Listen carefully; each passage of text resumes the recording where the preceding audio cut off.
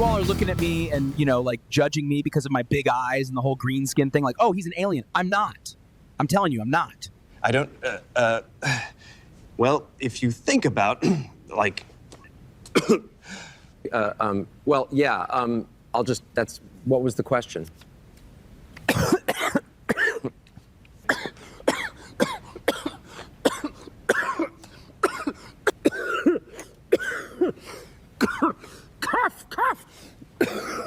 Cough. What are you, okay, what about Bigfoot? How come no one is, talking about Bigfoot?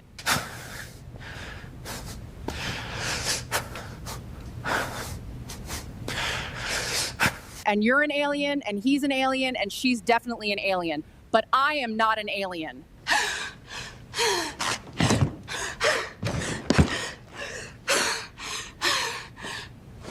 I'm gonna sneeze. We should pause this forever. I might sneeze.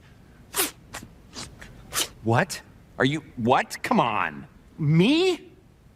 Dude.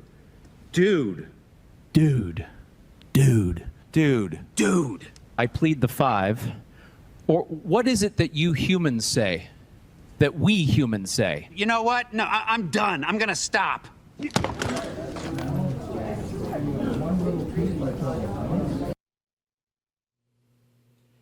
Still more believable than the congressional hearings on aliens we've already seen. Welcome. I plead the 5. I plead the 5. Welcome to Faith, Fiction, and Folklore, or as we like to call it, the Try F Podcast, where we try not to F the podcast up. How are you today, Mr. Trevor? Oh, I'm as good as pudding. How are you? Oh, I'm about as good as pudding. Yay. Yay. Okay, so today we've got a show that I thought was going to be not super long, and then it just grew and grew and grew and grew. And apologies for getting the intro completely screwed up and out of order. I'm a professional, by the way. But What anyway, is a professional? Not me. But anyway.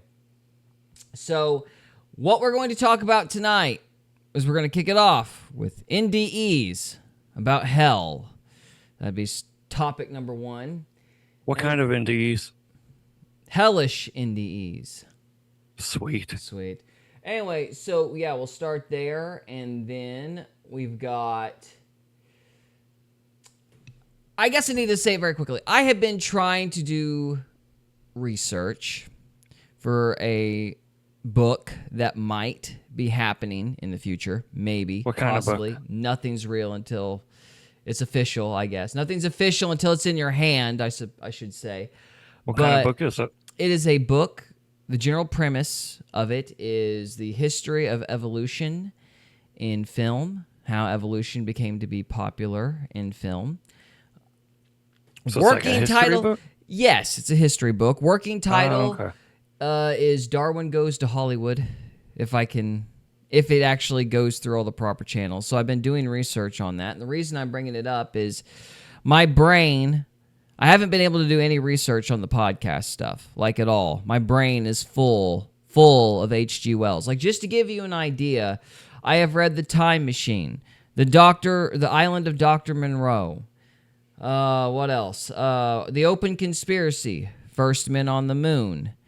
I am working on the books of Things That Shall Come. And then an outline of the history of humanity, which is dry. Point is, I have read a lot of stuff on Wells over the last 2 weeks, and my brain is mush. And so I decided the best thing to do is to vomit on our dear audience so I can clear my brain up for new material. And the way we're going to do that is I'm going to do a review of the 1960s film, The Time Machine, and compare it with the book and the 2002 version of the movie. So we'll be talking about that. That's subject 2. And then subject number 3, let's see, we've got, what did you say that man's name was? Which man? The man who bought Ed and Lorraine Warren's place. Oh, Matt Rife. Matt Rife. He's bought the spooky doll and the property. So we thought we would talk a little bit about, go over that and look over some of Ed and Lorraine's Warren's footage because I've always found it interesting. It is interesting. And then their next topic is Bill Gates has decided to build some butter. It ain't real carbon. butter. You can totally believe it's not butter. Ha ha ha. It's carbonated butter. It's cancer butter. But anyway, so we'll talk about how this fake food these guys are making in labs will kill you. And yeah, free. Don't buy your butter from Bill Gates. And I'll find a way to make a good working tongue twister out of this story. But anyway, so there's that. And then lastly, James did some research. James. My mistake. He did some research on voodoo dolls, I guess. We'll research. And then we do need to talk a little bit about Jesse Lee Peterson, because we kicked a hornet's nest this week with the Jesse Lee Peterson and Trinity video. Heck yeah. So we'll discuss that towards the end of the night. That'll depend on if Cody shows up or not. It's kind of open-ended whether or not Cody will be here. But we'll discuss whether or not we'll cover Jesse Lee Peterson more in the future with him, because he's the big Jesse Lee Peterson fan. So we'll go from there. So that was a huge intro, but the show just kind of kept growing as we put these stories together. Well done. So we're going to start off with NDEs. Mr. Trevor, are you ready? How many NDEs are we starting with? Just, I don't know, until we get to 30 minutes. Just the one. Just the one for the present. We may do 2. We may do 7. It depends on what all we have to say. But we wanted to hear this gentleman's account. We're starting off with an engineer dies and fights off demons from hell, and Jesus asks him the ultimate question. Carl's testimony. And this is from the YouTube channel Touching the Afterlife. So we're going to listen to his account. We'll decide if we find him believable, or if we find the account believable, or just generally react. And then we'll talk about NDEs more broadly, probably. So, with that said, are you ready, Trevor? I don't know. Are you ready? Nope. But we'll do it anyway. All So right. what is an NDE? Near-death experience. Near-death experience. There are a bunch of theories about what near-death experiences are. Some people suggest that they are pleasant images that the brain sends the body to make it feel good about dying, which seems to spit in the face of survival of the fittest, but anyway. Yeah. And that theory doesn't really account for, visions of hell, which is why these are interesting. But there's a whole debate about it. We will have that debate on the 3,000-foot level eventually. That's debatable. But for tonight, that's not debatable. We will have a conversation. I mean, I guess I could get hit by a train, in which case we wouldn't have the conversation. But Then you would have your own NDE. No, that would just be a DE. But anyway. No, NDE. So, I would save you. You're a sunshiny optimist, but okay. So we'll have the full-scale conversation eventually. But for tonight, I wanted to just look at some people's accounts. I feel like we probably ought to spend a week or two going over the kinds of near-death experience accounts that are out there. And then after we've listened to some people's explanations and some people's stories, then we can have the broader debate. I felt like that would make a little more sense, personally. But we'll see. I like change. You like what? Change? Change. You said sense. It'll make sense. You and your puns. I'm trying to stay focused here. Let's stay focused. All right, here's Carl's story. Watch this. Yep, here's Carl's story, everybody. I struck the match and I threw it into the furnace.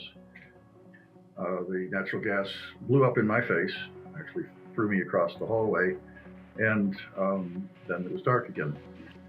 And my mind began to shut down. I began to hear ringing in my ears. And I'd enjoyed swimming underwater, so I knew that was a sign of oxygen deprivation. And I knew that I'd only had a little time left. And so as my brain shut down, I looked down and I saw my body on the floor in the couch cushions. I said, I'm not healed. I'm dead.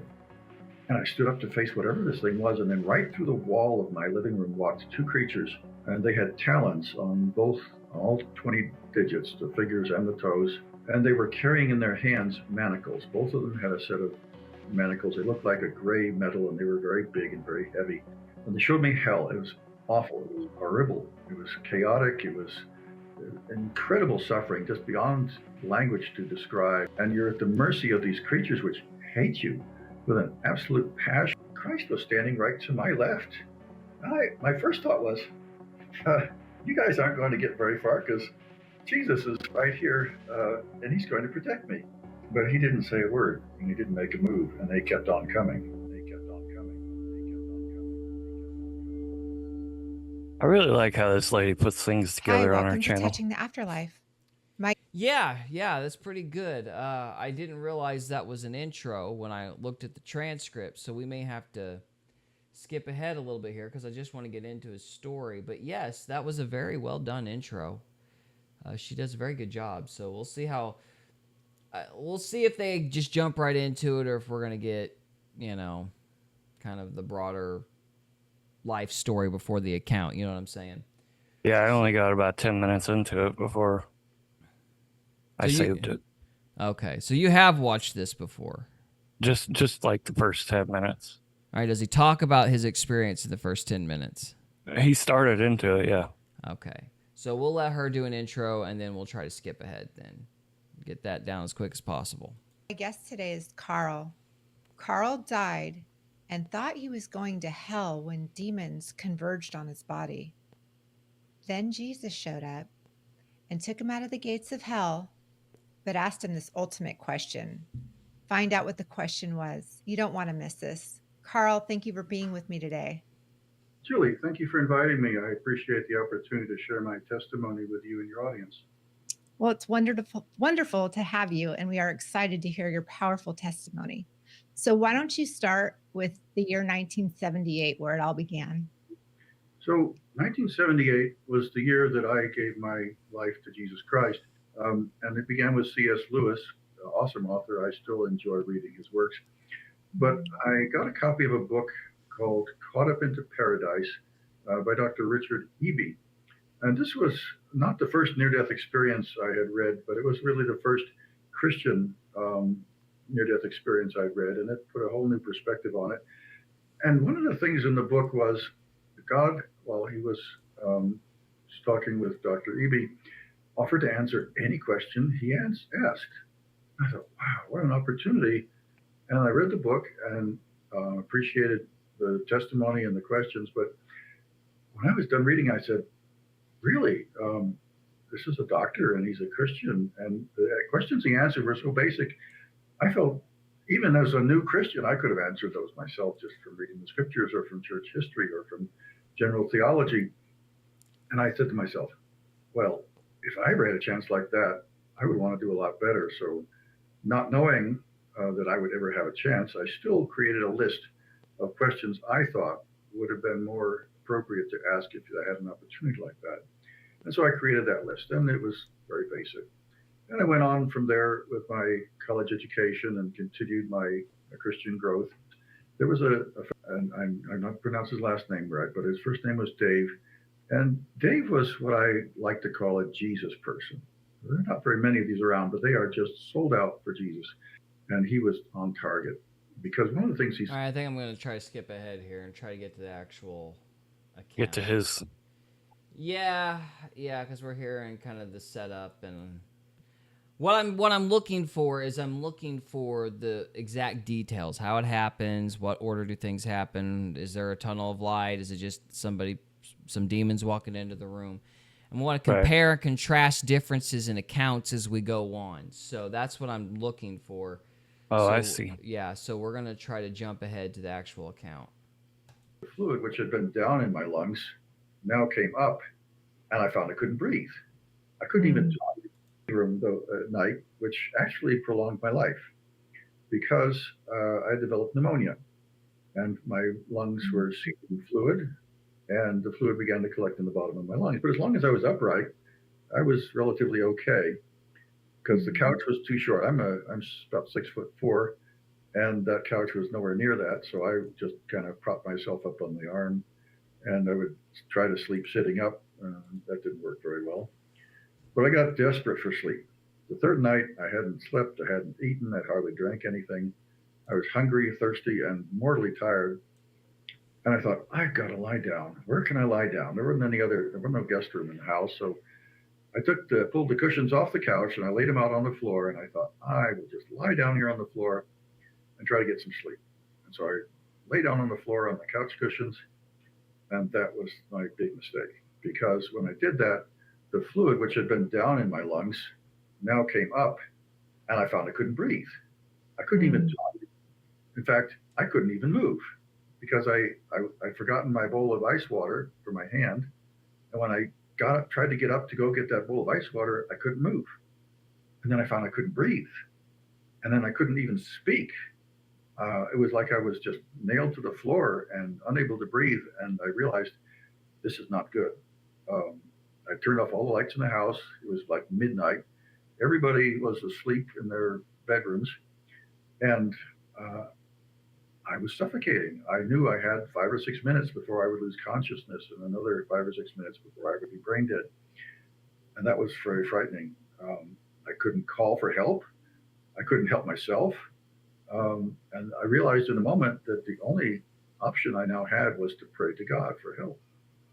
And so I began to pray. And, I was, by then I'd been a Christian for about 17 years or so.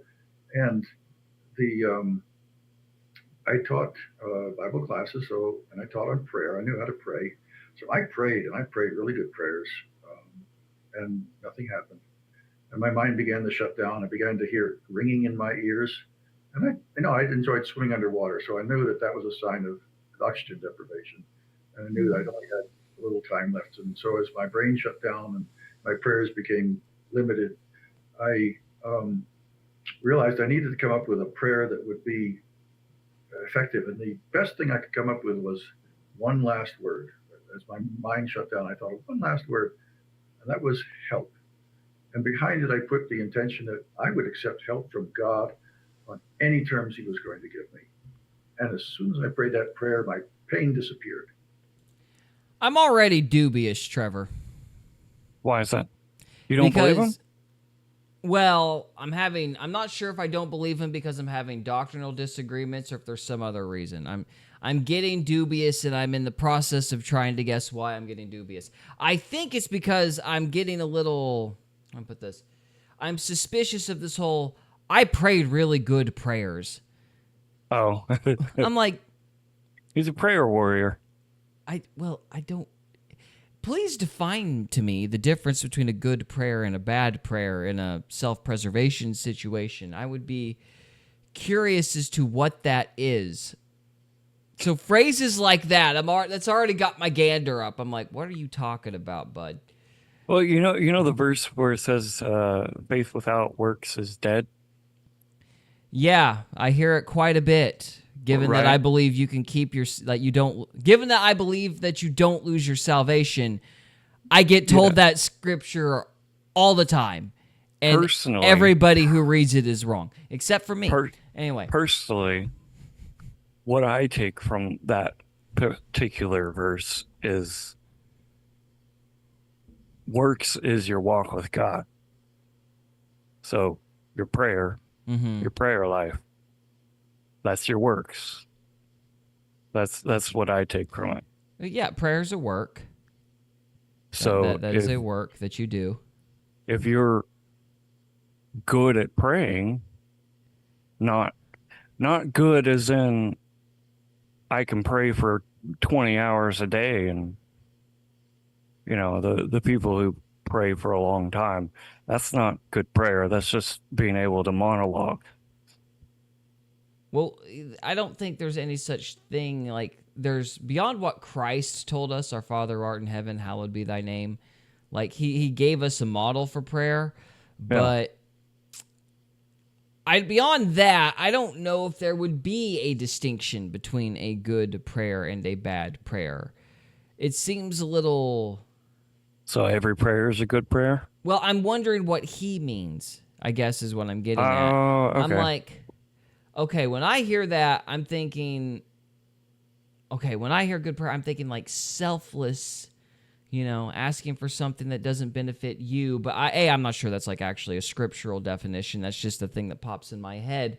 I know what Christ said, Our Father who art in heaven, hallowed be thy name, thy kingdom come, thy will be done on earth as it is in heaven. Give us this day our daily bread, and, deliver us from evil. Deliver us from evil. Now I'm getting all tongue-tied. Give us this day our daily bread, and deliver us from evil, or is it let us forgive our debts as we forgive those who... And please forgive our debts as we forgive those who sin against us, or please forgive us of our sins as we forgive those who sin against us, and deliver us from evil. For thine is the power, the glory, and the honor forever and ever. Amen. So, he has that prayer that he is, supposed to be like an outline for how we're supposed to pray generally. And so a good prayer versus a bad prayer might be how closely you align with that criterion, maybe. But I don't necessarily think that has to be the case because, I think Christ is just talking about the general spirit of a prayer, because Psalms isn't a lot of the Psalms are prayers, and they're not laid out like that. And, Samson's prayer wasn't laid out like that. When we see examples of people praying, that it has different formats. So I'm not even sure if that's what that means. Yeah. So, I heard one time a good prayer is if it glorifies God, it's a good prayer. If it glorifies yourself, it's not a good prayer. Yeah, but that's just ambiguous enough to be useless. You know what I mean? It's like if water is wet, then it's water. If water is dry, it's not water. Water is not wet. Things get wet when they get water on them. Yes, but that you're kind of strengthening my point. That is a stupid way to define things. It's just, as I said, ambiguous enough to be useless. I don't know what that means. Anyway, it doesn't matter. But the point is, I'm like, what does he mean when he says, "Oh, these were really good prayers"? I'm like, if I was in that situation, I there might be a few cuss words thrown in the prayer, to be completely honest. Like, "Oh crap, I'm gonna die. Father, help me." There would be a lot of terror. And so I'm like, what do you mean by that? These were good prayers. I have no doubt you were very earnest. You understand what I'm saying? It's the fact that he would be trying to say he's being super righteous and nothing's happening. That's if you were dying, I don't think that would be what was going through your head. So it's like ringing a bell. You know what I mean? There's an alarm going off where I'm like, I don't know if I believe this guy. Maybe I'm just being overly suspicious. What do you think? Oh, well, I like to believe people in their stories until they're unbelievable. Yeah, but how do you define that? Well, it's kind of like, if someone commits a crime, they're innocent until proven guilty, right? Right. So I look at it from a perspective of they're telling the truth until it's clearly a lie. Yeah. I give people the benefit of the doubt. I'm giving this guy the benefit of the doubt, but I'm always kind of sniffing for inconsistencies in case they're lying. And I guess maybe that's what I'm getting at. It just doesn't seem to me, and again, this is all anecdotal, all guesswork. Who knows? But it doesn't seem to me that if you're dying, the distinction between a good prayer and a bad prayer is going to be at the forefront of your mind. You're going to be crying out to God in desperation because you're suffocating and you're in pain. It's like if you were on fire and you were dying because you were on fire. I mean, presumably you're in pain. This guy presumably was in pain. I don't think theology is going to be coming to the forefront of your mind. So it's just a weird thing to say. Maybe unless you're Shadrach, Meshach, and Abednego. It doesn't prove he's lying. But what do you mean? Why? On fire? You were talking about being on fire? They weren't on fire. They didn't catch on fire though. That was the point of the prayer. That was the whole point of the miracle is they didn't get burned. Anyway, this guy's suffocating. He's in pain. So I don't think theology is going to the forefront of his mind. I wouldn't think. But then again, I'm just nitpicking, and it's just... Well, they do say that drowning is the most peaceful way to die. That... I'm sure it hurts. I've never done it, but I'm sure it hurts.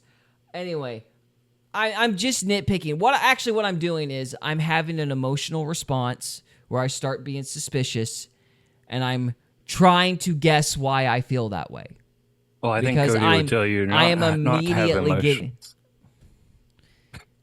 Well, he can tell me whatever he wants. Anyway, I'm having emotions and I'm getting dubious, and I'm trying to guess why I'm getting dubious. Doesn't mean he's wrong, doesn't mean he's lying. I just had an emotional response to that statement.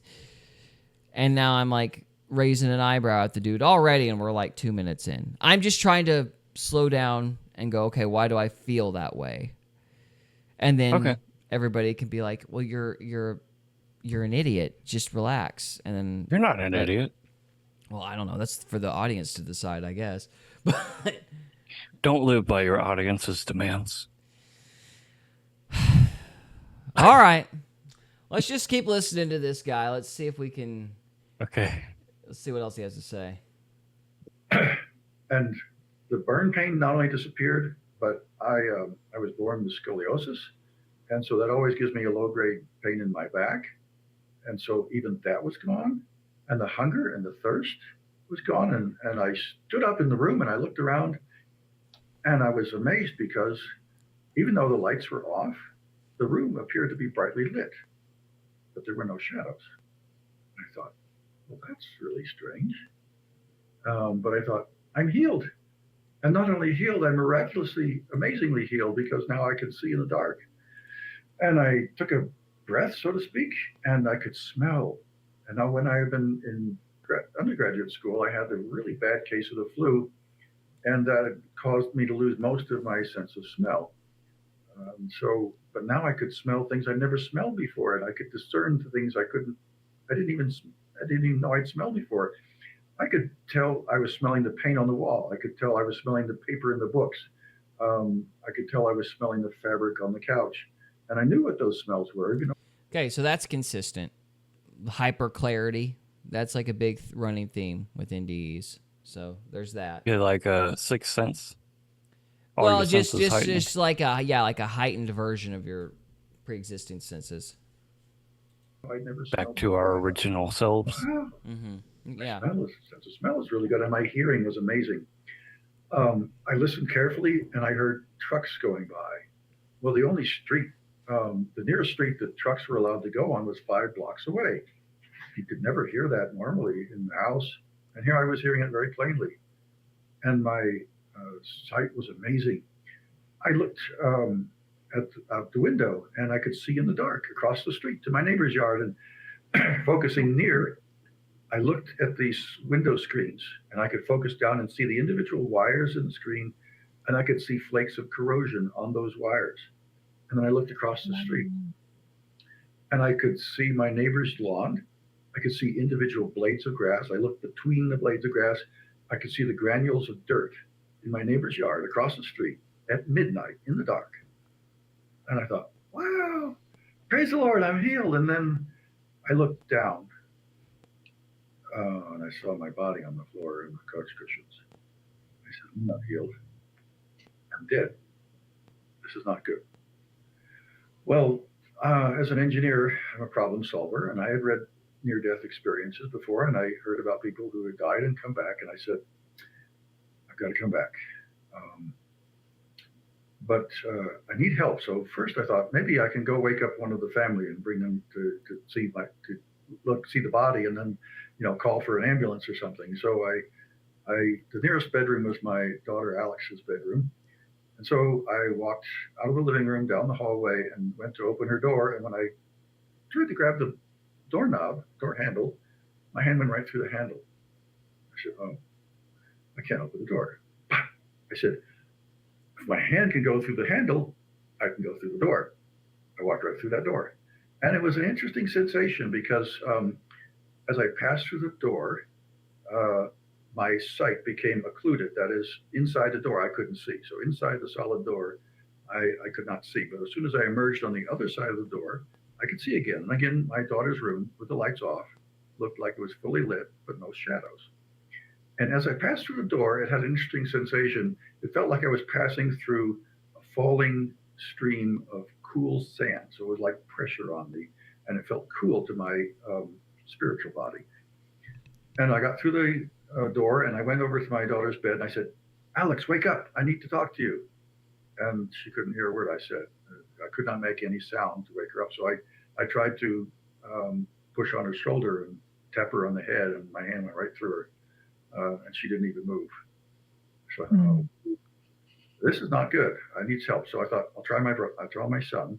Well, his bedroom was right next to hers, and the shortest distance there was through the wall. There's a closet back there. The closets were back to back with a wall in between. And I thought, all right. Well, actually, no, his closet and her closet are right and left. So I went into her closet, walked right through her clothes, went through the wall into my son's bedroom. There he was lying in his bed. I went over, tried to wake him up. No dice. No success there. And so I realized, time is passing. I've got to do something, and I can't wake up anybody else, so I've got to do this myself. So I went back out into the hallway through his door, and I could have just gone straight through her bedroom and gone back to the living room, but I was still thinking in my normal mode. So I walked down the hallway, went to the living room, and I crouched down by the body, and I was looking at it and saying, all right, where's the damage and what can I do about it? And just about that time when I was thinking about what to do, about how to get my body into my body and get my body working again, I had this sensation of evil. If you watch like a horror movie, I don't like horror movies, but if you watch one, often the mood of the movie will be set by the tempo of the music. And That's a consistent thing. We've both had weirdness happen, and you always feel that sense of evil, as it were, before it happens. No. Did you say yes or not? I didn't hear you. Yeah. Yeah. See, so that's a consistent thing. Yeah. He's astral projecting. Okay. We've talked about that before. Yeah. All right. to be like in the dark. So your main character's in the dark somewhere, and you think something evil's about to jump out of the dark at him, and the hair on the back of your neck starts to go up. Well, that is the kind of evil premonition I had right then. And when I felt that, I thought it was evil, and there was hatred in it. And I stood up to face where it was coming at me through the southwest corner of the living room. And I stood up to face whatever this thing was. And then right through the wall of my living room walked two creatures. And so I've given you an illustration of what they looked like, but they were about man-sized, but they were not human beings. They were not wearing clothes, but they were covered in short black fur. And they had talons on all 20 digits, the fingers and the toes. They had no genitalia. They had pointed ears, and very prominent feature about them was their eyes were solid yellow. And as they came, they were laughing at me. And as they opened their mouths, I could see short white fangs, upper and lower, and bright red tongues. And the other thing that was remarkable about them is they looked very muscular, but they also looked very underfed, like they had been worked very hard, but they had also not been properly nourished. And they were carrying in their hands manacles. Both of them had a set of manacles. They looked like a gray metal, and they were very big and very heavy. And as they came to me, suddenly I could understand their thoughts, as if they projected their thoughts at me. Now, this is in the spirit realm. Speech doesn't seem to work, at least as far as I tried it. But you could communicate mind to mind, and I presume that was telepathy. I'd actually experimented with that before as a teenager, but that's another story. So I did understand and did believe in telepathy and actually had used it. So these creatures communicated by telepathy, and it wasn't just thoughts. It was images, it was emotions, it was feelings, it was a whole range of information, a whole spectrum of information. And it was in the blink of an eye, but it was huge amount of information. One of the things that they imparted to me was images of hell. And they explained to me that they were here to take my soul. They considered me not as a human being with thoughts, emotions, and purpose, but simply as food and fuel for their purposes. And I was their prey, and they were about to capture me, and they had me. And they showed me hell. It was awful. It was horrible. It was chaotic. It was incredible suffering, just beyond language to describe hunger, thirst, pain. And you're at the mercy of these creatures which hate you with an absolute passion, and they will torment you. And because in the tormenting of the human soul, they extract the energy, or whatever it is they consider to be food or fuel. Huh? A possum just walked in my garage here. Oh, Dina's trying to scare him out. it's a very bold possum. Yeah. Go ahead and play it. Oh, okay. Well, I'm just very curious how this saga with the possum's going to play out. Yeah. Like, It's crazy. I'm like, well, that's weird. It walked right up to me, so I texted her. I was like, hey. Like, the possum walked right up to you. Like he walked right up to the behind my desk here. Have you had your rabies shot?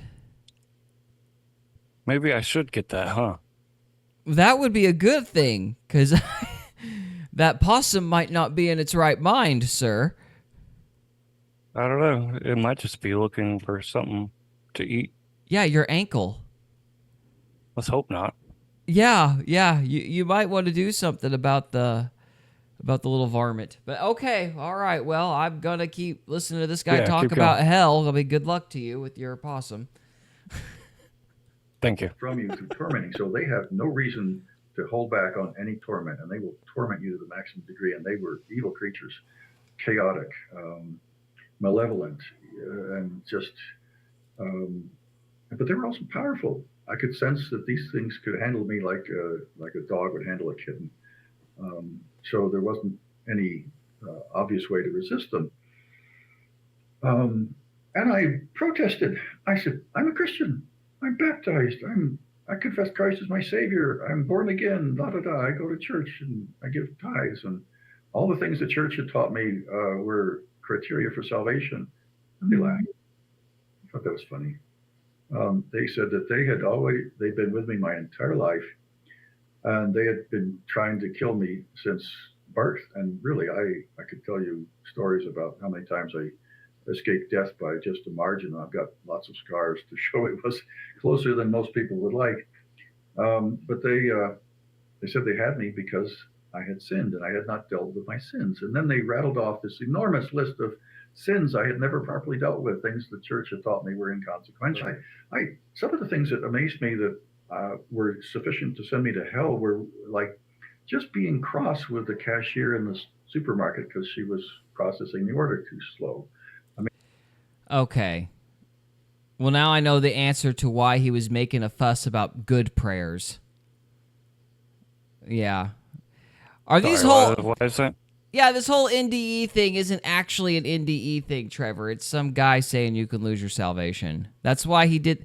I thought that was weird. That's why he did the whole stupid good prayer and bad prayer thing at the beginning, because Christ isn't enough to help you get into heaven. He's going to show you what you're lacking. Do you want to go on? Have you been listening? Yes, I've been trying to listen. And dude, if you got to turn off the camera and get away from the possum, like, there are priorities here. Your ankle would be one of them. If you need to deal with the possum, deal with the possum. No, I think she got it out. You think? Maybe you find should out. go help your wife deal with the possum. All right, I'll be right back. All right, yeah. Okay, we're going to keep going. This is a doctrinal statement. This is one of the things Brandon Biggs pulled not too long ago. It seems to be a pattern in these circles. The whole, I'm going to show you a miracle. I'm not going to prove the miracle, but I'm going to tell you about the miracle to validate my doctrine. That's kind of looks like what this is shaping up to be. But we'll keep going. We'll see. I mean, that's not love. And other things, I had been let out of a rental contract by a roommate when I got married and had to get my own place. Well, I had made a promise to pay the rent every month for the full term of the contract. And just because he had verbally let me out of the contract was not good enough. No, I was supposed to pay every month's rent on that thing to the end of the lease, even though I had moved out and he had gotten another roommate and he didn't lose any money. And there were things like that, little things I'd stolen that I thought were inconsequential. But the main point here is they had me, I had sinned, and that the little tricks that the church had taught me were useless at that point. Well, they were almost on me, and I thought to myself, I don't want to go to hell, but I'm not saved. What am I going to do? And I in that state, my mind worked at an incredible level. I could remember every detail of my life from conception all the way to that moment in incredible detail because if I had just glanced at a person's face, I could tell you just like that how many eyelashes they had. It was that detailed. I could remember every day of my life, everything I'd done, every thought I'd had, every word that was spoken to me. And I could review the entire history of my life in a fraction of a second. Um, the mind of and the spirit is just phenomenal, amazing. So I reviewed my life. I said, I got to find something, some way I'm going to get out of this. And that's when I got back to the Plainsboro Gospel Fellowship and a fellow Dave who told me this one thing that meant all the difference here. He said, if you ever meet a demon, rebuke it in the name of Jesus Christ. Well, they were just like almost in my face when I got to that part. And I said, I rebuke you in the name of Jesus Christ. And it was like a wrecking ball hit them. And they were thrown right out of the room, out of the house. And I didn't see them anymore.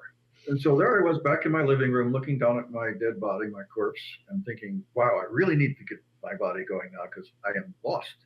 And I thought, this is not good because I'm not going to heaven and I don't want to go to hell. And I thought, well, I don't want to wander around as a disembodied spirit until judgment day because there may be other perils out here because the spirit outside. Okay, well, assuming he's telling the truth, which I'm incredibly dubious about, but let's just say he is telling the truth. Demons lie. That's like their whole shtick, and he's not entirely dead because he's still able to be like around his body. So, yeah. So that would be assuming this is even a true account. That would be the first. Given what I know about the stuff in the past, like other anecdotal accounts and whatnot, that would be my first assumption. So, anyway. The body is very vulnerable. And I was desperate to get back in my body, so I knelt down by my body on the floor, and I was, again, examining the body, and I was thinking, I've got to get this thing going, and where do I start? And I kind of reached down into the chest to feel around to see what I could do there. And right then, I began to have another sensation. It was like the one where the evil came in from the southwest, and this time it was coming from the southeast corner, but this time it wasn't evil, it was good. Incredible purity, love, holiness. Something really wonderful was approaching my house. And this time I stood up and I was facing now towards my front door and wondering what is happening now. And then right through my front door walks Jesus Christ. And the first thing he communicated to me, and again, there was no speech at all in any of this experience, it was all mind to mind. He let me know that his appearance was not his real appearance, but he was appearing to me. From what I remember of other accounts, I don't think the mind-to-mind thing is a consistency. I think other people have been able to talk. So, like there are other accounts where like information's passed back and forth without speaking, but it's not like your mouth doesn't work. So that seems a little odd. Just based on other stuff. As I would expect to see him, so that I would recognize him. And the way he appeared to me was a man of about a little more than average height, maybe about 5'10". He had long, dark brown hair that was shoulder length. He was dressed in a white tunic, and he had a blue robe that was thrown over one shoulder. And he was wearing brown leather sandals, and his hands were empty. And he, as he approached me, he reassured me with something that meant a whole lot to me. He was aware that the demons had been there and that they had accused me of all those many sins. And he said he knew all about that. He knew everything about me, and he still loved me unconditionally. And that was really what I needed to hear right then. The next thing by that time he was in the living room and we were pretty much face to face. Okay, so it sounds like the demons lied. Okay.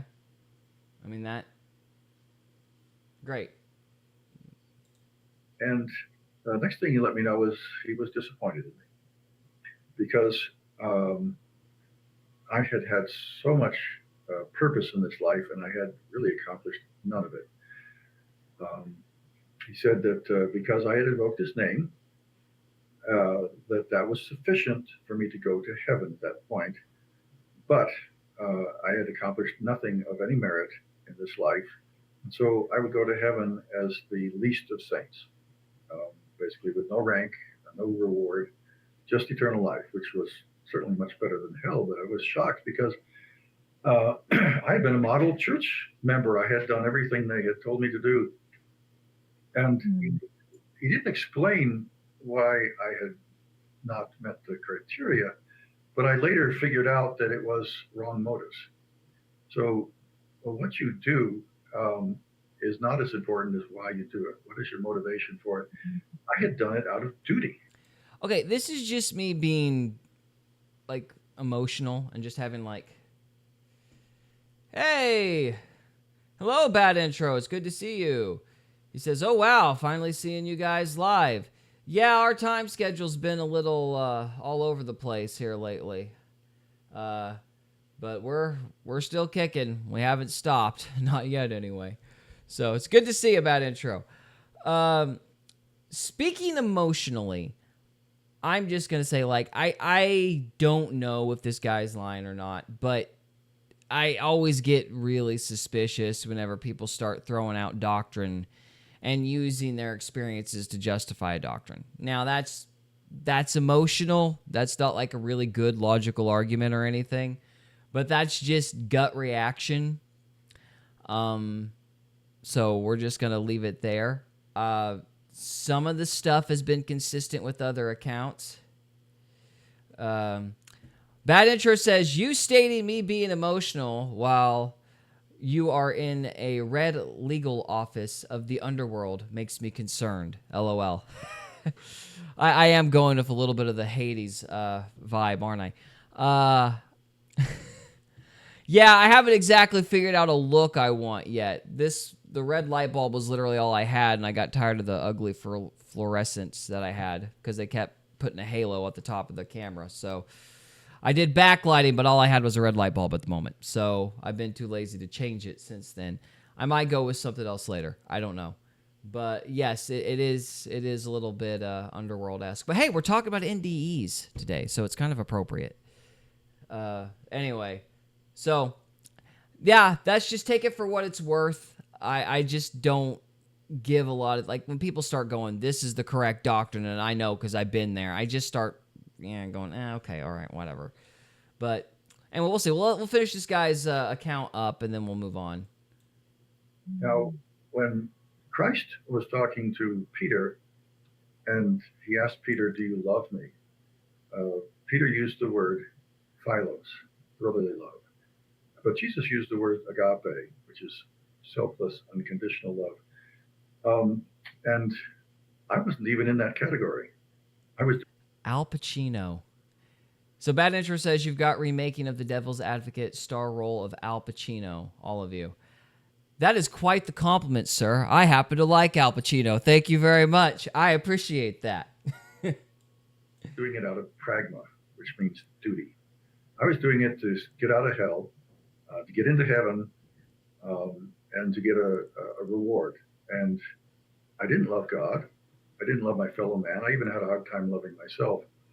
And so I was like the people that Jesus refers to in Matthew 7:23, when they say, Lord, we have done mighty works in your name, miracles, signs and wonders.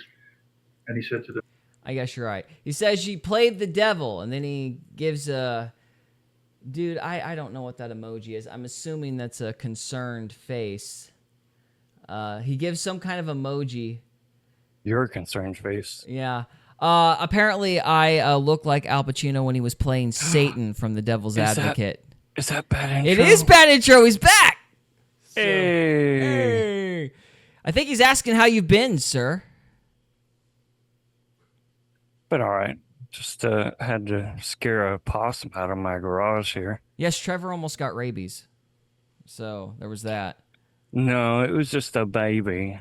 Oh, it was a baby possum. Not a baby. A little older than a baby. It was a teenage possum. Teenager. With rabies. Curious.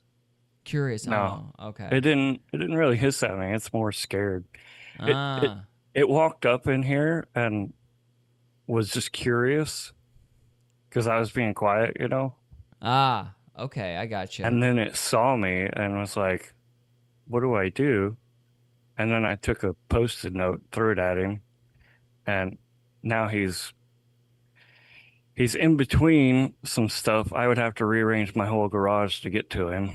Okay. So Well, now, I made a path for him to get out and put a few treats, like a breadcrumb trail for him to get out. So so what you're saying is he's your pet. as of right now, we have a pet possum. You have a pet possum. What's his name? Philip. What's Please his say name, Philip. dear? Gary said to call him Philip. Philip the pet possum. I like alliteration. I was gonna name this Mickey Mouse. Mickey Mouse. That'll work. Okay. Bad Intro says, no, I asked how you've been, LOL, and you should know emojis. I should, but I don't. I'm old in spirit. I've been good. So, thank you for asking. My brain's a little scrambled because I've been reading way too much sci-fi for the reviews, but other than that, I've been great. So thank you for asking. We're about to wrap this up, Trevor. He's almost done. Basically, he used the name of Christ to revoke the demons. Heck yeah. And then Christ said, I love you unconditionally. So you don't have to worry about it. So the demons were lying about him being saved, or not being saved. So, I mean, I agree with that as far as like the doctrinal thing, but I was saying I don't trust these visions where people start defending their doctrine with their visions. Like it's just habit. You know what I mean? What if I told you I had a vision? Yeah, but are you going to tell me about some doctrine that everybody's been fighting about for 1,500 years because of your vision? Probably not. Yeah, I wouldn't think so. I would think you'd want to back it up with scripture or something and not just say, hey, I saw this, so believe me. I saw Jesus. I believe he didn't say a word to me. Well, okay. Now you have to say your vision, sir. You have to detail your vision. We'll save that for another day. Okay. We'll save that for a full episode. Okay, fair enough. So, Bad Intro says, old in spirit, that's 1940s behavior. Yeah, that's about right. 1940s? Yeah, I agree with Pacino. Who's Pacino? Me. I'm. Oh, you're Pacino now? Pacino, yeah. I love it. Yeah, I'm a fan. And then he says it's called UPG, unverifiable personal gnosis. Yeah, I think, that actually makes sense. Yeah, I agree with that. It's non-evidence. Yeah, it's anecdotal. It's like, for a doctrinal point, I wouldn't consider it evidence.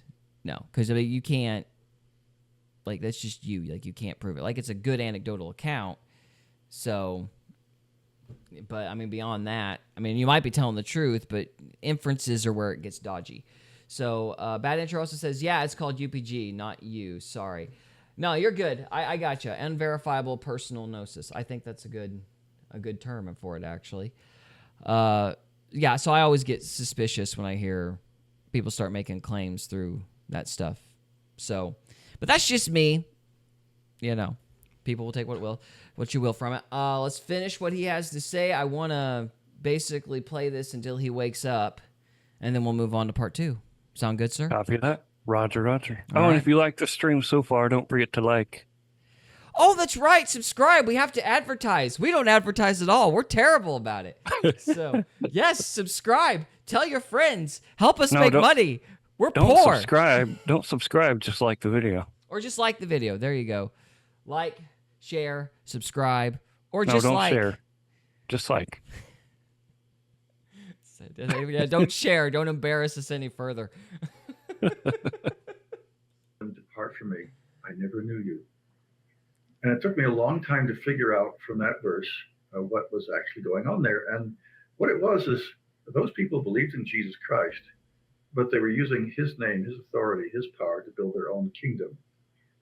And for that reason, he never knew them. Why? And the word that they use for knew there is the same word that the scriptures use for when a husband knows his wife. It's an intimate relationship. I had no relationship with him, and that's where I had really failed. So no, I wasn't saved, and the church had taught me I wasn't. But anyway, Christ was willing to give me a break, but he said that there was another option. And, he said that if you don't come back to this life, your children aren't going to make it. They're going to go to hell. And so I can resurrect your body and put you back into this life so you can raise your children right. But two things that were very important there. One, I couldn't pull that verse, I couldn't do that again, what I had just done, basically saying to the invoking his name and therefore getting out of hell and getting saved. All right, I think we know where this is going. All right, bad Wait, intros. Read bad intros thing. No, yeah, go ahead. You do it. No, I had a question. I was going to say, did he just say that God or Jesus threatened to send his kids to hell? No, that's not what he was getting at. I think that's not what he's saying? No, he was implying that, because he didn't understand Christianity, his kids weren't going to understand Christianity, therefore the kids are going to go to hell. I think that's what he was getting at. Bad Intro says, I had an experience that brought me to Christ. That experience should not weigh on others' decisions, as well as I should not expect it to. This kind of thing can lead people making their own religion. I agree completely. Like, I'm in the same boat. I had an experience that led me to Christ. It's a personal experience. I wouldn't expect it to weigh on other people's... I wouldn't expect people to take my account as evidence for whether or not Christ is real. That experience was for me. Just as I assume Bad Intro's experience was for him.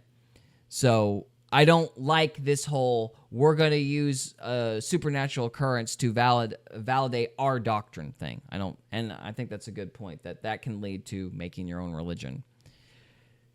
You have to verify things. So an experience isn't enough as far as doctrine goes. So, all right. Tom Cruise in Scientology? I don't know what that's about. We'll have to do an episode on that someday. No, Xanu. Oh, Xanu, yeah. Oh. Which, War of the Worlds, man. I had to read that book too. Anyway, okay. Hey, the first one was good. The first one. There's a War second. of the Worlds. There's a second War of the Worlds. Well, there was World of the Worlds before Tom Cruise's version. I don't know. Did you ever see that one? It's like old school. No. I saw it at Grandma's once. It was a long time ago. Yeah. No, I haven't seen it. Bad Interest. Sorry, I had a phone call. You guys are done? No, we're done to part one. We're going to wrap up part one, but we're moving on to part two. Unless, Trevor, you have something else you want to comment on regarding this gentleman's account. Nah. Okay. Maybe we'll continue with more NDE stuff later, but yeah, like I said, I want to look at different people's accounts and kind of compare and contrast them, and then talk about the subject broadly. I think that would if we're going to talk about it, we should give a broad scope of the whole thing. Yeah. So because I have a few other stories back in the backlog. Yeah, we can spend some time on it. Hopefully not 12 episodes like the whole flat Earth thing. We stayed way too long on that, but something like that. So yeah, I think we're done with this dude. Apples and bananas. Yeah. So Bad Intro says, I think this guy is bananas, and I haven't even watched it. He's not putting off good vibes for me either. He's just not. And who the heck wears a sweater vest? That's a good question. I need to go grab my sweater vest now. Like, I've always wondered that. It's why would people make that choice? But anyway, that's... I guess maybe we shouldn't judge his character for that. Uh-oh. Anyway. We're judging. But he who is without a blazer casts the first stone. So anyway. All right. we're going to move on to part 2. What the heck is part 2, Trevor? Oh, wait. First of all, if you're on the live stream, stay with us because we're moving on to part 2. But if you're watching this after the fact, guys, thank you so much for watching, and we'll see you next time. Thank you. We hope you enjoyed this episode of Faith, Fiction, and Folklore. If you did, we would love it if you would subscribe to us on YouTube or follow us on Rumble. We can also be found on X, Instagram, and Facebook.